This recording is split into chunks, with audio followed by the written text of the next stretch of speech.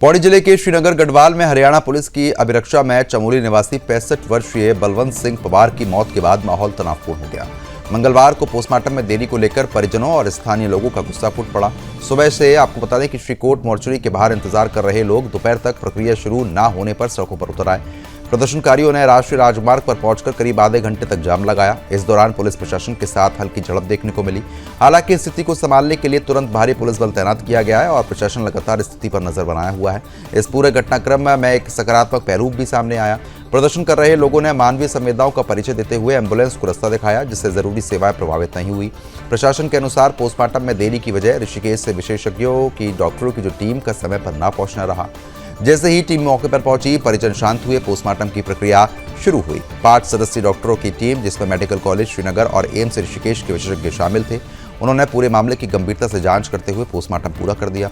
देर शाम शव परिजनों को दे दिया गया है और अब सभी की नज़र पोस्टमार्टम रिपोर्ट पर है, जिससे मौत के असली कारणों का खुलासा होगा। सरकार और प्रशासन ने साफ कर दिया है कि पूरे मामले की पारदर्शी जांच होगी। जो भी तथ्य सामने आएंगे उसी के अनुसार कार्रवाई होगी। इसके द्वारा एक दबिश दी गई थी चमोली जनपद में, जिसमें उनके द्वारा एक अभियुक्त को गिरफ्तार करके हरियाणा में माननीय न्यायालय के समक्ष प्रस्तुत किया जाना था, जिसमें उनकी तबीयत खराब हुई। कर्णप्रयाग में उनको एडमिट कराया, उसके बाद श्रीनगर बेस हॉस्पिटल रेफर किया गया तो वहां उनकी मृत्यु हो गई, जिससे परिजनों में आक्रोश था। उस आक्रोश के चलते परिजनों ने काफी अपने जो कंसर्न्स थे वो अपने जाहिर किए। उसके दृष्टिगत उनकी तहरीर लेते हुए गोपेश्वर थाने में भी मुकदमा हुआ। साथ ही साथ उन्होंने एक तहरीर श्रीनगर थाने में भी दी है, जिसको मुकदमे में सम्मिलित किया गया है। साथ ही उस कल पंचायतनामा की कार्रवाई पूरी हुई थी और आज डॉक्टरों को एम्स ऋषिकेश से भी बुलाया गया और आज पोस्टमार्टम की कार्रवाई पूर्ण होने के पश्चात परिजन जो है अपने गंतव्य को रवाना हो चुके हैं। दबिश में गए थे वो 5 लोग बताए जा रहे हैं। साथ ही जो कल आए थे उनके सीनियर अधिकारी लोग आए थे, जो अपने पक्ष रखने के लिए आए थे, जिन्होंने परिजनों से भी बात की है और अन्य जो यहाँ के जन प्रतिनिधि हैं उनसे भी बात की है और साथ ही साथ पुलिस से भी बात की है, तो उन लोगों ने भी उनके बारे में जानकारी दिया। यार इसमें ऑलरेडी हो चुकी है। साथ ही साथ इसकी जुडिशियल इंक्वायरी है, वो भी एक प्रोसेस रहेगा पैरेलली, जो निष्पक्ष रूप से इंडिपेंडेंटली होगी और साथ ही साथ जितनी भी इसमें गाइडलाइंस है, NHRC की गाइडलाइंस है, उसके अनुसार ही वैधानिक कार्रवाई की जा रही है। देखिए, उनसे यही हमने कहा है कि आप जो है जांच में पूर्णतः सहयोग करें और पीड़ित परिवार की जो भी मांगे हैं उनको पूर्णतः एड्रेस करें। दादाजी के साथ घटना ये घटी थी कि हरियाणा से 5 पुलिस लोग आए थे और वो सिविल वर्दी में आए थे, तो गोपेश्वर से बिना वारंट के उठा के लेके आ गए और रास्ते में अचानक उनकी डेथ हो गई। तो अभी हम कल से लगे हैं, तो अभी जाके अब यहाँ शाम के 7 बजने वाला है, अब जाके पंचनामा के लिए तैयार हुए बड़ी मुश्किल से। वैसे सर्वप्रथम तो ये है कि हरियाणा के पुलिस बोल के हमारे लोगों को घर से उठाया जाता है, फिर पूरी जानकारी नहीं दी जाती कि ये लोग है कौन, किस चीज़ के लिए उठा के ले गया थाने। बाद में पता लगता है कि थाने में जाकर के पता लगता है कि उन्होंने वहाँ से अपने साथ पूछताछ के लिए ले जा रहे हैं। हम आधे रास्ते में उनके जब स्वास्थ्य खराब हो जाता है तो वो उन्हें कर्णप्रयाग अस्पताल में थोड़ा दिखाते हैं, तो डॉक्टर वहाँ से उनको रेफर कर देता है श्रीनगर के लिए। तो जब वो श्रीनगर पहुँचते हैं तो उन्हें वहाँ अस्पताल में एडमिट करने के बाद वो फरार हो जाते हैं। जब हमारे लोग वहाँ पहुँचते हैं अस्पताल में, तो जब वहाँ पूछा जाता है अस्पताल वालों से, तो उनका कहना यही रहता है कि आप थाने में या चौकी में जाकर के आप इनकी पूछताछ कर सकते हैं। ये हमें गुमराह किया गया थाने के द्वारा कि सबसे पहले उन्होंने ये कहा कि ये हमें ये पता नहीं लगा कि कौन है ये लोग।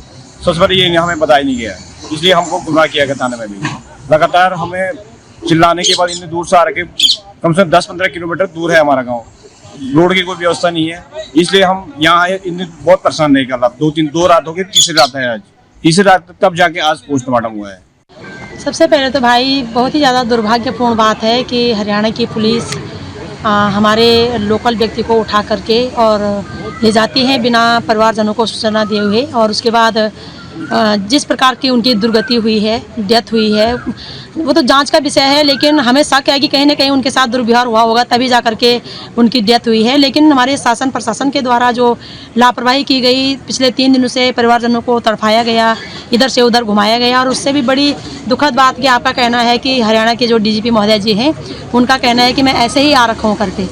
तो ये वो अगर हमारे यहाँ के CO साहब कड़क होते, सवाल जवाब करते, तो उनका भी इस प्रकार से रवैया नहीं रहता। तो हमारा तो सबसे पहले अपना ही सिक्का खोटा है, हमारा अपना ही शासन प्रशासन हमारे पक्ष में नहीं है, तो हम दूसरों को क्या बोले मेरे भाई।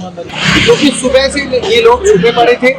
जब ये पहले सुबह हम लोग जब वहाँ पे मौजूद हुए तो ये प्रेस मीडिया से बात करने से बिल्कुल इन्होंने बिल्कुल एक तरीके से किनारा किया, और अब जाकर के शाम को जैसे ही अभी देखा पंचनामा के लिए अभी टीम वहाँ पहुंची है, उधर के लिए शिरकोट के लिए टीम गई है, तो अब इनको बिल्कुल एक तरीके से सही टाइमिंग लगी, क्योंकि इनको हरियाणा पहुंचना है। इनके आला अधिकारी अभी चोरों की भांति किस तरीके से निकले सब लोगों ने देखा है। जवाब नहीं है, क्योंकि जितने सवाल हम लोगों ने उनसे पूछे, इन्होंने कहा कि रिमांड ली थी 1 तारीख से 6 तारीख के बीच में। तो हमने इनसे सवाल ये पूछा कि भैया आपने रिमांड अगर 1 तारीख से 6 तारीख के बीच मिल चुकी थी, तो ऐसी क्या आफत आन पड़ी कि केवल 5 तारीख को आप लोगों को मौका मिला उत्तराखंड में आने का, जोशीमठ ये गोपेश्वर पहुंचने का?